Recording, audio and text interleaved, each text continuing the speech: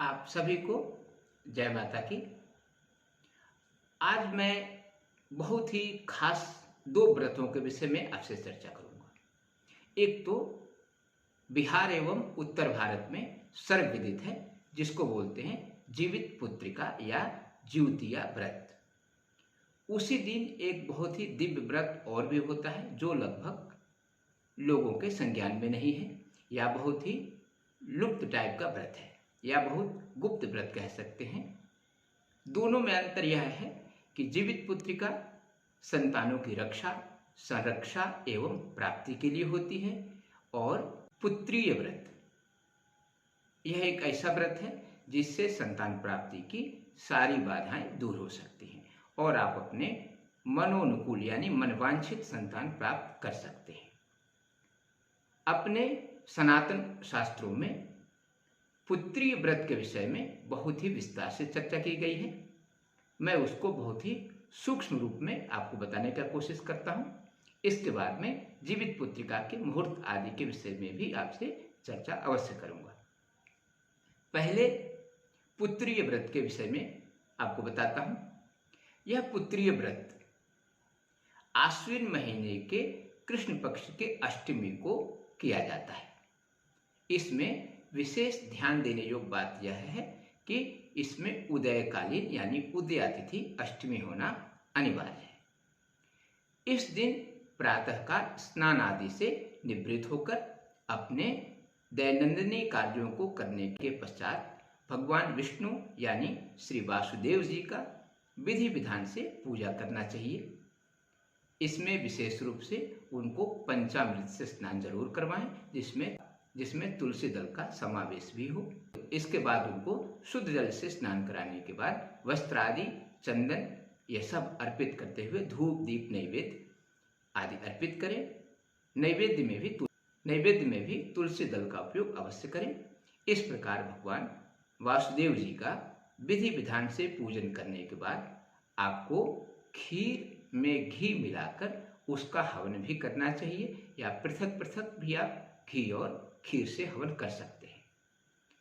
इस आहुति को देने के बाद यदि आपकी संतान की जिस भी प्रकार की कामना हो, पुरुषों हेतु आप विशेष फल यानी केला, तरबूज, अमरूद जैसे फलों का सिर्फ एक बार आहार लेकर और इस व्रत को संपन्न करें।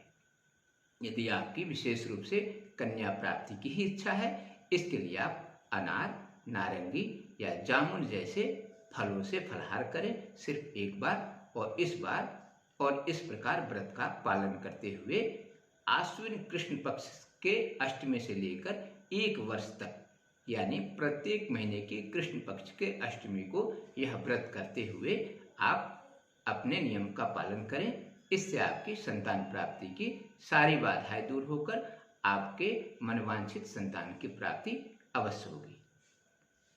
इस व्रत को आप 1 वर्ष तक अवश्य करें, बीच में न छोड़ना सबसे ज़्यादा लाभप्रद रहेगा। विशेष परिस्थितियों में यदि यह व्रत छूट जाता है तो इसका कोई विशेष प्रायश्चित नहीं है, या इसका कोई विशेष दोष भी नहीं है, किंतु प्रयत्न करें इस व्रत को वर्ष पर्यंत करें, इसका बहुत ही उत्तम लाभ मिलेगा। यह व्रत 18 सितंबर को ही होगा, और 18 सितंबर से आपको प्रारंभ करके 1 वर्ष तक प्रत्येक माह के कृष्ण पक्ष के अष्टमी को यह व्रत करना है, और उसी प्रकार से सिर्फ एक बार फलाहार लेकर इस व्रत को पूर्ण करना है। दूसरे दिन पारण में आप अन्न आदि ग्रहण कर सकते हैं। अब चर्चा करते हैं जीवित पुत्रिका यानी ज्योतिया व्रत के विषय में।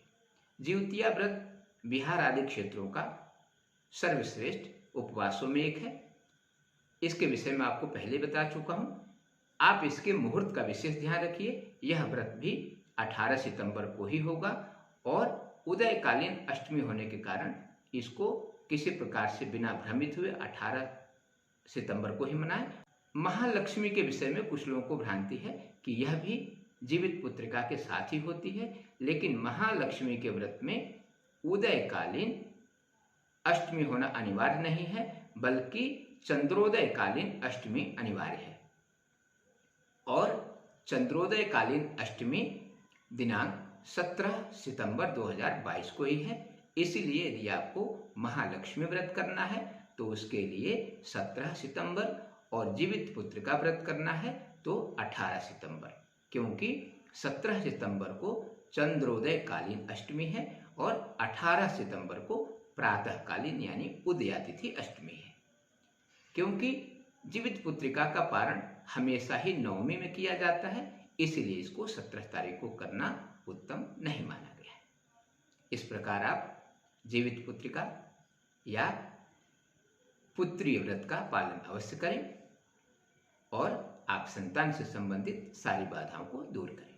आज के लिए बस इतना ही। धन्यवाद।